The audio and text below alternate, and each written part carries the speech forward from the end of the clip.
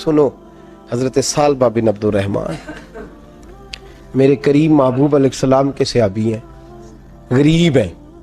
غربت بڑی اعلیٰ چیز ہے. ہاں غریبی بڑی نعمت ہے، یہ آزمائش ہے، اس میں کوئی شک نہیں. لیکن قیامت والا دن پتہ چلے گا جب غریب چھلانگ لگا کے جنت میں داخل ہو جائیں گے. امیر تو کھڑے ہیں نا. میرے نبی پاک نے حضرت عبدالرحمن ابن عوف کو، حضور صبح صبح اٹھے تو نبی پاک کی آنکھوں میں آنسو تھے. فرمایا میرے عبدالرحمن بن عوف کو بلاؤ. حضرت عبدالرحمن بن عوف آئے تو حضور نے سینے سے لگا لیا. نبی پاک کھول کے روئے. یا رسول اللہ، حضور کیا ہوا؟ فرمایا عبدالرحمن رات میں نے خواب دیکھی ہے، سارے جنت میں چلے گئے، تو پیچھے رہ گیا. تو پیچھے رہ گیا. میں کھڑا تیرا انتظار کرتا رہا، میں تیرے بغیر جا نہیں سکتا تھا. پھر تو آیا ہے تو تیرا سارا وجود پسینے سے بھیگا ہوا تھا. حضرت عبدالرحمن ابن عوف تڑپ کے روئے، قدموں پہ سر رہا. حضور میری غلطی. فرمایا یار تیرے پاس مال بڑا ہے، تجھے حساب دیتے دیتے لیٹ ہو گئی، تیرے بیگ کھل گئے، تجھے حساب دینا پڑ گیا، تو لیٹ ہو گیا، میں پریشان ہو گیا. حضرت عبدالرحمن ابن عوف نے 100 گھوڑا مال اوپر رکھ کے حضرت عبدالرحمن نے حضور کی بارگاہ میں پیش کیا. کہا یا رسول اللہ یہ. اور پتہ ہے ایک دن کیا ہوا؟ ایک دن سرکار کے وصال ظاہری کے بعد حضرت عبدالرحمن ابن عوف نبی پاک کے گھر کے دروازے کے باہر آ کے بیٹھ گئے اور یوں سر کو پکڑا ہوا ہے، رو رہے ہیں. حضرت ام سلمہ حضور کی زوجہ باہر آئیں. کہا بیٹا عبدالرحمن کیا ہوا؟ جب پوچھا کیا ہوا تو اور کھول کے روئے. کہا کیوں روتا ہے؟ کہا اماں جی جب تک میرے محبوب حیات ظاہری میں تھے مجھے بتاتے تھے یہ مال نہ کما، یہ کم. میں حضور سے بات کرتا تھا تو حضور روک دیتے تھے. اب مجھے ظاہراً بتانے والا کوئی نہیں، مال کے ڈھیر لگ گئے ہیں. آج حساب کرنے بیٹھا ہوں تو حساب نہیں ہو رہا. سوچتا ہوں اگر میں پھنس گیا تو مجھے کون اس سے بچائے گا؟ آپ محبوب کی زوجہ ہیں، میری ماں ہیں، میں آپ کے پاس آیا ہوں. اماں جی مجھے بتائیں میں کیا کروں؟ تو حضرت ام سلمہ بھی رو پڑی، کہنے لگے محبوب تھے، میں کہاں ان کی ترجمانی کر سکتی ہوں، میں نبی پاک کی ترجمانی کیسے کروں؟ کہا اماں جی خدا واسطے مجھے کوئی حکم دے دیں، مجھے لگتا ہے عبدالرحمن برباد ہو جائے گا، ہلاک ہو جائے گا، خدا را مجھے کچھ بتا دیں. اتنا سارا مال ہے، میں کہاں اس کا حساب دوں گا؟ مہربانی فرمائیں، یہ تجارتیں میرے گلے پڑ رہی ہیں. حضرت ام سلمہ کی جب منت کی تو فرمانے لگی جا بیٹے آدھا خیرات کر دے. کتنا؟ 2.5% نہیں، کتنے فیصد ہے؟ 50%، 50%. حضرت عبدالرحمن ابن عوف گئے اور 50% خیرات کر کے کہنے لگے اماں میں نے 50% دے دیے، میں بچ جاؤں گا نا، میں بچ جاؤں گا، میں دے آیا ہوں آدھا. تو حضرت ام سلمہ فرمانے لگی میں نبی پاک کی بارگاہ میں سفارش کروں گی تیری، اور نبی پاک اللہ کی بارگاہ میں سفارش کرے صلی اللہ علیہ وسلم. حضرت سالبہ بن عبدالرحمن، حضور دعا کر دیں، غریبی ہے. میرے نبی پاک نے فرمایا تجھی اس حال میں ہے بہتر ہے. کرتے ہیں حضور نہیں دعا کر دیں. فرمایا تجھی اس حال میں ہے. تیسری دفعہ پھر آ گئے، حضور نے دعا کر دی.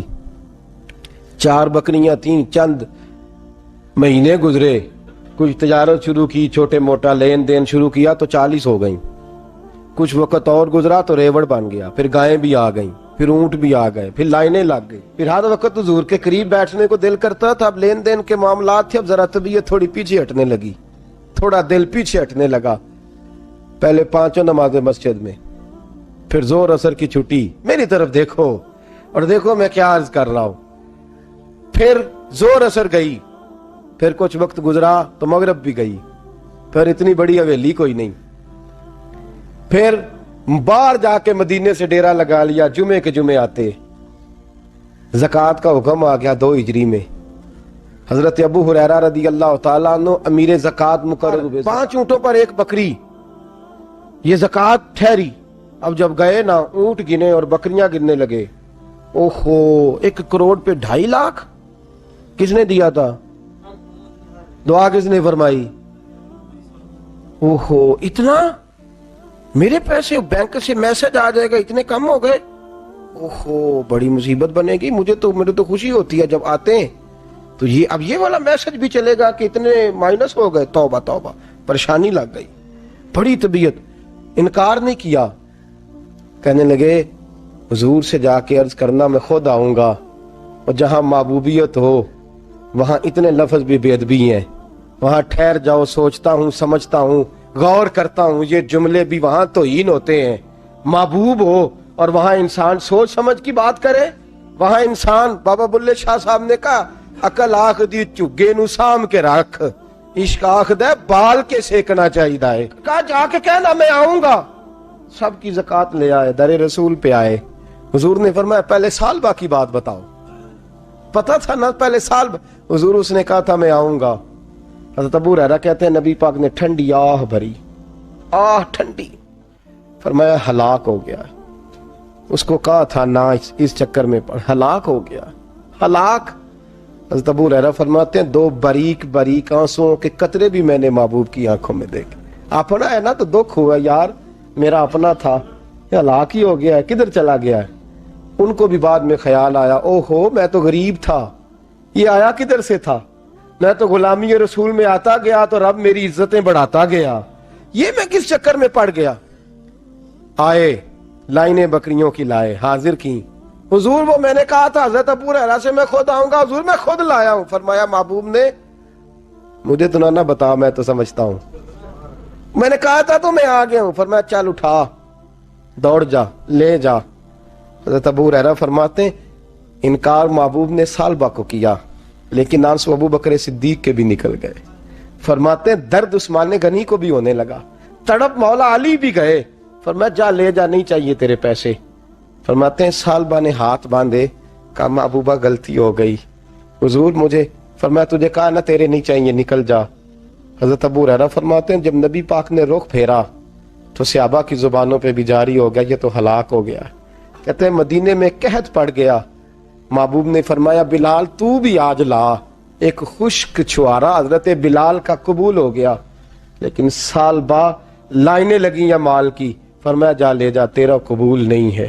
فرماتے ہیں تڑپتے رہے ساری زندگی اور مال کو دیکھ دیکھ کے آہیں بھرتے رہے، لیکن کریم نے اس تجارت کو قبول۔ حضرت ابو بکر صدیق کے پاس آئے، سرکار کے وصال، حضور قبول فرما لیں۔ فرمایا ساری دنیا کا قبول ہے، جس کا میرے نبی نے قبول نہیں فرمایا میں کیسے قبول کر لوں۔ حضرت عمر فاروق کے پاس آئے، فرمایا نہ تیرا قبول نہیں۔ حضرت عثمان کے زمانے میں وصال ہو گیا۔ عزیز یاد رکھ، تجارت وہ والی کر جو تجھے نجات دے، اس چکر میں نہ پڑ جا جو تجھے الجھا دے، جو تجھے الجھا دے۔ قرآن مجید کی آیت آئی اقترب للناس حسابہم وہم فی غفلۃ موردون، لوگوں کا حساب قریب آ گیا ہے اور وہ ابھی بھی غفلت میں پڑے ہیں، ابھی بھی 2 کے 4 اور 4 کے 10 کر رہے ہیں، حساب کا وقت قریب آ گیا۔ حضرت انس آئے مسجد سے، ایک صحابی مکان بنا رہے تھے، جھونپڑی تعمیر کر رہے تھے۔ حضرت انس کو پریشان دیکھا، کہنے لگے انس خیر تو ہے، کوئی نئی آیت تو نہیں آئی؟ تو جناب انس کہنے لگے آیت تو آ گئی ہے، رب نے کہہ دیا کہ حساب قریب آ گیا، تیاری کر لو۔ جھونپڑی بنا رہے ہیں، محل نہیں، جھونپڑی بنا رہے تھے، ابھی دیوار کچی مکمل نہیں ہوئی تھی، ہاتھ جھاڑ دیے صحابی نے۔ ادھر رخ پھیرا تو حضرت انس کہنے لگے کہاں جا رہے ہو؟ کہنے لگے بھائی میں حساب نہیں دے سکتا، میں مصطفیٰ کے پاس جا رہا ہوں، میں نے نہیں دیوار بنانی، بس بھائی میری اس دور سے بس میں کوئی نہیں حساب دے سکتا، میں کمزور ہوں۔ میرے رسول کائنات صلی اللہ تعالی علیہ وسلم نے، میرے دوستو تجارت کرو لیکن اس کو عبادت سمجھ کے کرو۔ اگر تمہیں چوک وہاں دکان پہ بیٹھے خدا بھول جاتا ہے اور سودا کرتے وقت رب رسول کی باتیں تمہیں بھول جاتی ہیں، تو پھر تو تم وانتم موردون میں ہو، پھر تو تم غافل ہو۔